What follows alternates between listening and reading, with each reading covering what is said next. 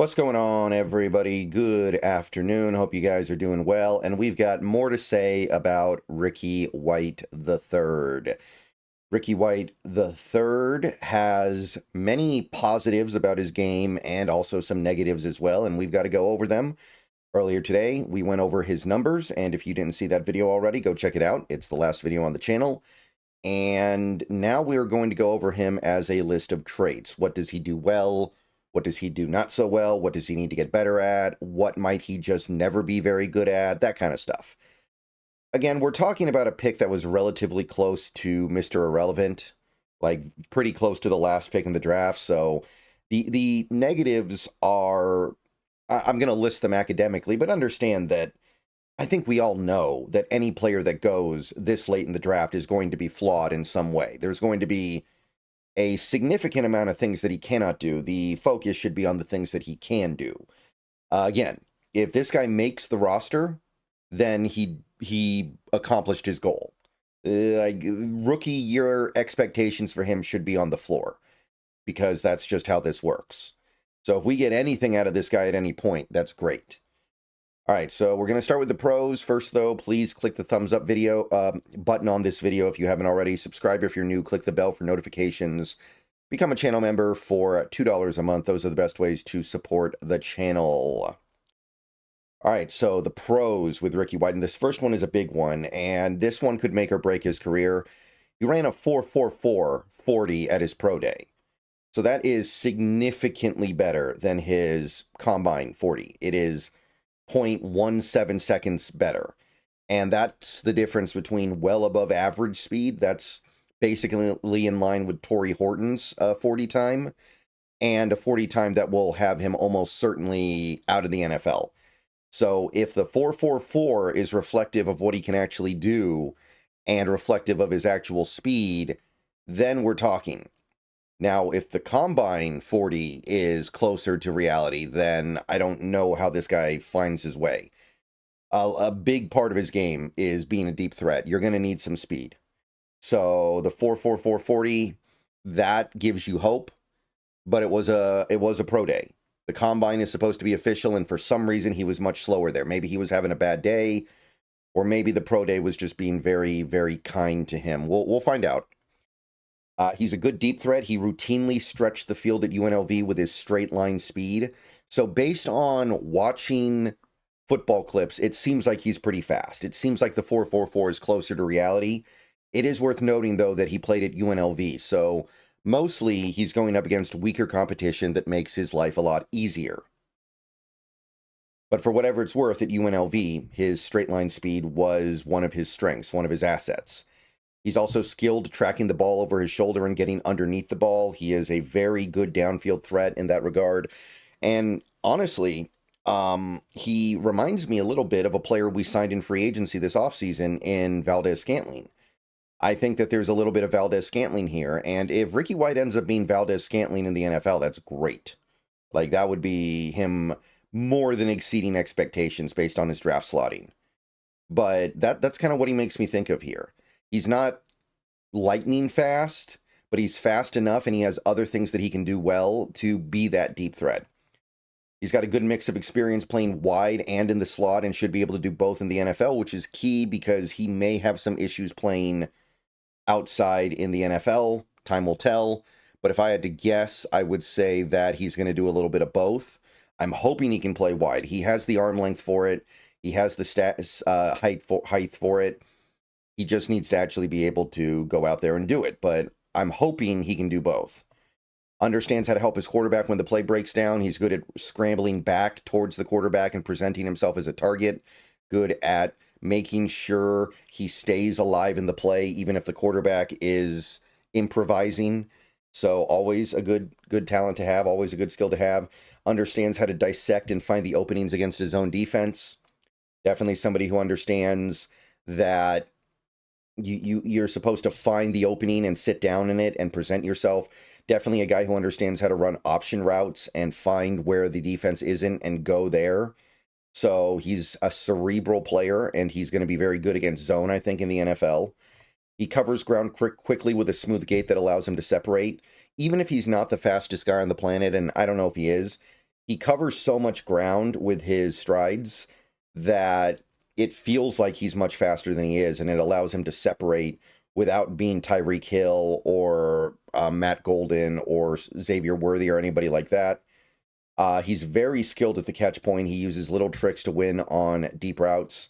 So while he may not be the best in the world at using speed to separate, he does have little adjustments that he makes at the catch point, kind of like Tyler Lockett did, who was not the fastest guy in the world even in his prime, but he was very, very skilled at finding that little edge at the catch point on a deep route to be the one bringing the ball in. So it's the little things with a guy like this.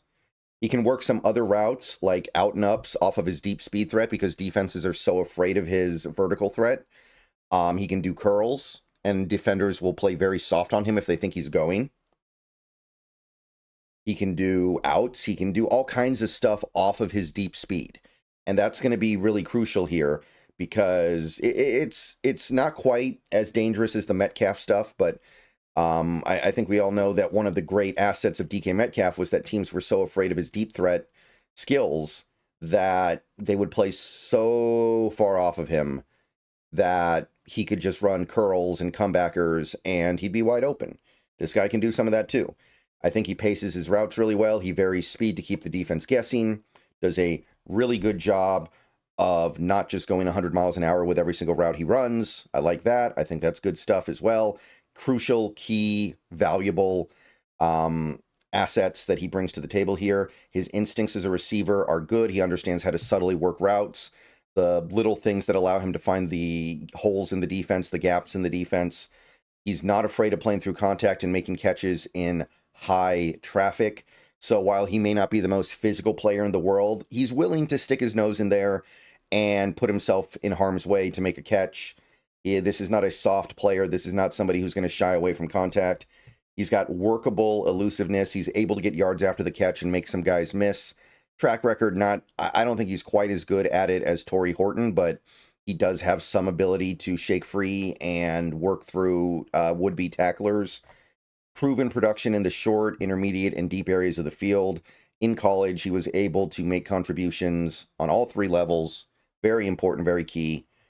He does throw some little hesitations and head fakes into his routes to deceive the defender. So you do see an advanced level understanding of how to run good routes in some areas. Not every area, but there are definitely some areas where I think he does a very good job of throwing stuff at a defender that will get him leaning one way and give up leverage. He's versatile. He knows how to play the X, Y, and Z and be productive in all three spots. So you should be able to find a place for him in the NFL. Maybe he won't be able to do all of it in the NFL, but with him having college success as an X, a Y, and a Z, he's got a very good chance of finding something he can do in the pros, even if it's only one thing. He's also an above-average run blocker. He's willing to throw himself violently into contact. I think it's pretty commendable. He's not great at it. He's a little too weak, and he's a little too lean, but he's not afraid of it, and I think he's decent at it. It's standout skills for him, given the fact that he is so... And my face cam froze. Interesting. Oh, well, whatever. Anyway, so, yeah, willing to throw himself violently into contact. I am still here, guys, trust me. And he's also a big-time weapon on special teams, not really as a returner, but as a punt blocker. He blocked 4 punts last year, so it's a real weapon. And he's definitely somebody that can harass a gunner effectively, so he's going to offer some good stuff as a special teamer as well. I like what I see there. Now, there are some concerns here with Ricky White. I'm going to go ahead and list a few here. Again, keep in mind, we're just being academic here. I'm not really saying any of this is to say that this is a bad pick. He's a 7th-round pick. Of course, there are going to be problems. If his combine 40 time is more reflective of reality, I don't think this is going to work. He's going to need deep skills. He's going to need to be a deep ball threat to make this work in the NFL.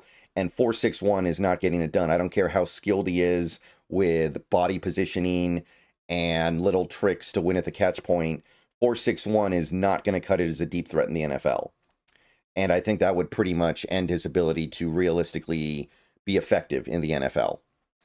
Played in a college-style offense at UNLV that doesn't translate very well to the NFL. If he cannot make adjustments, if he cannot rework his game a little bit to work in a more pro-style offense.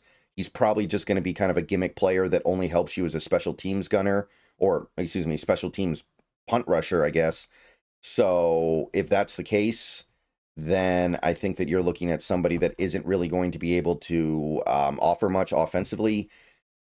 He's going to be easy to bully in the NFL. He's not strong enough to really fight back. He's lean, he's small, and his play strength is just lackluster. So you can push him around, especially at the line of scrimmage on press, but he can be rerouted too easily. So there is going to be some issue there. He's also got bad hands. He's got a near 10% career drop rate. That is not a 10% drop rate in his worst season. No, that is for his career. He drops a lot of passes, and there are probably going to be some plays left on the field because of that. Contested catch track record is lackluster. Doesn't have the strength to really finish these plays. His hands aren't strong enough.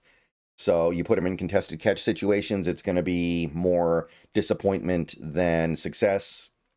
He's not the greatest in the open field, which is why I don't really like him as a punt returner that much in the NFL. And I don't know about his yak ability. He's long-legged and he's got awkward route breaks. So there are some problems with how he moves. He's mostly a straight line athlete, I think. I think that anything other than just his straight line ability is pretty lackluster and forgettable. Struggles beating press at the line may create difficulties playing outside. If he ends up as a full-time slot receiver in the NFL, I wouldn't be shocked. And he's not super quick out of his stance, and he's got a mediocre closing burst, so his ability to accelerate is forgettable. I think his ability to slow down is actually better than his ability to speed up. So that's kind of interesting. But those are the cons as I see it with Ricky White. Let me know what you guys think of him. Sorry about my face cam. I'll get that fixed for the next video. See you guys later. Go Hawks. And another video coming later today with some tape study.